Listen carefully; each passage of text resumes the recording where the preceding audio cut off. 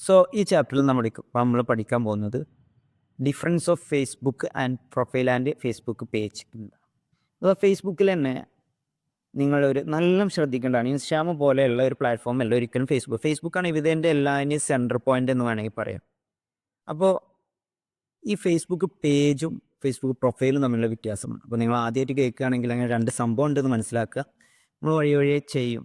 So എന്താണ് Facebook profile എന്ന് പറഞ്ഞാൽ പേഴ്സണൽ യൂസിന് വേണ്ടിയിട്ട് അഥവാ ഒരു വ്യക്തിക്ക് ഉണ്ടാക്കാൻ പറ്റിയാണ്. ഒരു കാരണവശാലും ഒരു കമ്പനിക്ക് ഫേസ്ബുക്ക് പ്രൊഫൈൽ ഉണ്ടാക്കാൻ പറ്റില്ല. സ്ഥാപനത്തിൻ്റെ പേരിൽ നിങ്ങളുടെ സ്ഥാപനം ട്രാസിൻ്റെ പേരിൽ ഒരു ഫേസ്ബുക്ക് പ്രൊഫൈൽ ഉണ്ടാക്കാൻ പാടില്ല.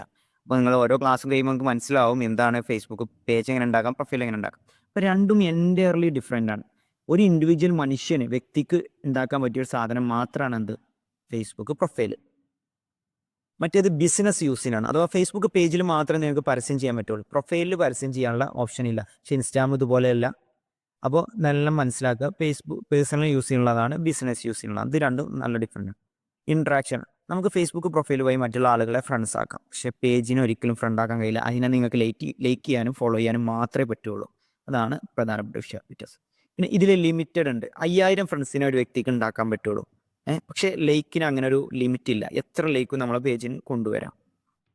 അനലറ്റിക്സ്, അഥവാ നമ്മളുടെ ഫേസ്ബുക്ക് പ്രൊഫൈൽ എത്ര പേര് കണ്ടു, ആരൊക്കെയാണ് വന്ന് നോക്കിയത്, അല്ലെങ്കിൽ എത്ര പേര് ലൈക്ക് ചെയ്തു, എത്ര പേര് എൻഗേജ് ചെയ്തു, ഇങ്ങനെയുള്ള കാര്യങ്ങളും ഡാറ്റകളും ഒന്നും നമുക്ക് എന്ത് ചെയ്യില്ല. നമ്മളെ പോസ്റ്റ് എത്ര ആൾ കണ്ടു, ഈ റീച്ച് വിവരങ്ങളൊന്നും എന്ത് ചെയ്യില്ല, ഫേസ്ബുക്ക് പ്രൊഫൈലിൽ കിട്ടില്ല. പക്ഷേ എന്ത് ചെയ്യും, പേജിലെല്ലാം അവൈലബിൾ ആണ്. എപ്പോഴൊക്കെയാണ് കാണുന്നത്, എത്ര ലൈക്ക് അടിച്ചു, എത്ര ഷെയർ ചെയ്തു, എത്ര വ്യൂസ്, എത്ര ടൈം അവർ നമ്മളെ ഇൻട്രാക്ട് ചെയ്തു, അങ്ങനത്തെ കാര്യങ്ങൾ ഒക്കെ അവൈലബിൾ ആണ്.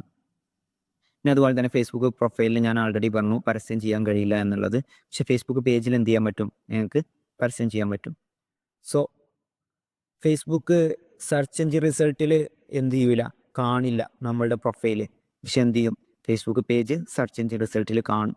സോ സെർച്ച് എഞ്ചിൻ മെയിൻ, നിങ്ങൾ ഒരു കാരണവശാലും കമ്പനിക്ക് പ്രൊഫൈൽ ഉണ്ടാക്കരുത്. പകരം സെർച്ച് എഞ്ചിനിൽ കിട്ടണമെന്നുണ്ടെങ്കിൽ നിങ്ങൾ നിർബന്ധമായിട്ടും ഫേസ്ബുക്ക് പേജ് ഉണ്ടാക്കണം.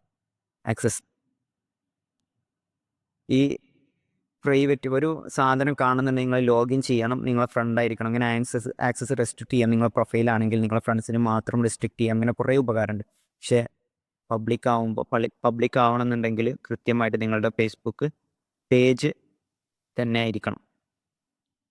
പേജ് ആണെങ്കിൽ അത് പബ്ലിക്കിൽ അവൈലബിൾ ആവുള്ളൂ.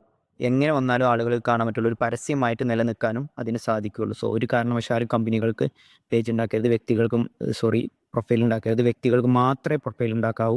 കൃത്യമായ ഡേറ്റ് ഓഫ് ബർത്തും കാര്യങ്ങളൊക്കെ കറക്റ്റായിട്ട് കൊടുത്തിട്ട്. അപ്പോൾ നമുക്കത് നെക്സ്റ്റ് ചാപ്റ്ററിൽ പഠിക്കാം. ഇതിലെന്തെങ്കിലും ഈ പേജും കൺഫ്യൂഷൻസ് വരികയാണെങ്കിൽ നമ്മളെ സപ്പോർട്ട് ടീമിനോട് നിങ്ങൾ ചോദിക്കേണ്ട.